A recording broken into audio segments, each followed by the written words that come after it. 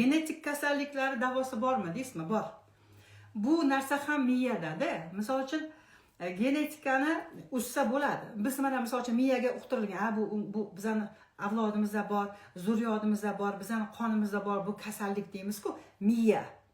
Miya eshitdimi tanaga signal beradi. Tanada programma yoziladi. Bo'ldi, qizlar.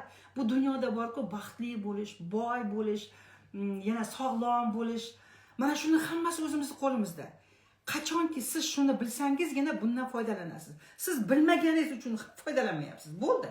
Siz bilmaysiz-ku shu narsani. Bilmagani uchun o'tirasiz. Kutib shu namoz o'qisam, agar yaxshilab so'rasam, tahajjudda so'rasam, nafl namozda so'rasam, o'shanda menga to'chini beradi deb o'ylaysiz. Bermayapti shu paytgacha. So'ramadimi?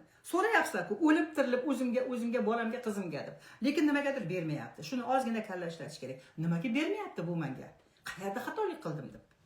O'ylamaysiz, mana so'ramaysiz, men sizga tushuntiraman qayerda xatolik qilganingizni. Men sirasi aytaman sizga. Hech qachon so'ramang. Потому что Alloh taolo sizga berib qo'ygan. Siz o'shani bilmaysiz ham sizda borligini. Shunchalik bilim yo'qligi odamda. Ichida shu narsani hammasi borligini bandasi bilmayapti.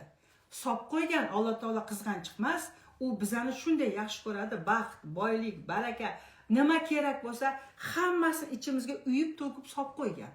Bizni yana bitta xatoligimiz, biz o'shani qidirib yuramiz. Qayerga borsam, Turkiyaga borsam erga tegib ketarmikanman, Koreyaga borsam ko'p pul topib boy bo'lib ketarmikanman, mana shaharga ko'chib o'tsam boshqacha bo'lib ketarmi, chiroyli bo'lib ketarmikanman deb o'ylaymiz-ku, qayerdadir qidiramiz-da biz o'zimizni. Yo'q. Yo'q, hammasi ichimizda. Birinchi o'sha ichingizdagi narsani chiqarasiz. Masalan, ichingizdagi boylikni chiqarasizmi, tashqaridan boylik keladi. Ichingizdan muhabbatni chiqarasizmi, tashqaridan muhabbat keladi. Ichingizdan baxtni chiqarasizmi, tashqaridan baxt keladi. U qayoqdan keladi? Qayoqdan keladi?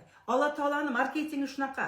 Qachonki bandam nimani his qilsa, o'sha his qilayotgan narsasini men 10 barobar qilib beraman deydi. Siz nimani his qilasiz? Ertalabdan kechgacha qarzdan qanaqa qutulsam ekan, qanaqa qarzdan qutulsam ekan, va yildan yilga kirsam kirib ketyapman, dadasi nima qilamiz? Shu kreditni o'ylab va shu uxlayolmayapman. Kechasi davleniyam ko'tarilib ketdi. Ha, qo'shni nima bo'ldi? Kreditimiz bor-ku, kreditim bor-ku, kreditim bor-ku, kreditim bor-ku. Sizdan qanaqa energiya chiqyapti? Qarzga botib qolganman degan energiya chiqyapti. Allohda filtr yo'q. U filtratsiya qilmaydi. U sizdan qarz deb chiqyaptimi, sizga yana qarz beradi. Siz yomon ko'rganim uchun emas. U yomon ko'rmaydi hech qaysisi. Prosta u energetika, sizdan chiqqan energetikaga xuddi shunday energetika beradi. Bo'ldi. Buni bilish uchun borku, Olam degan kitobni o'qing.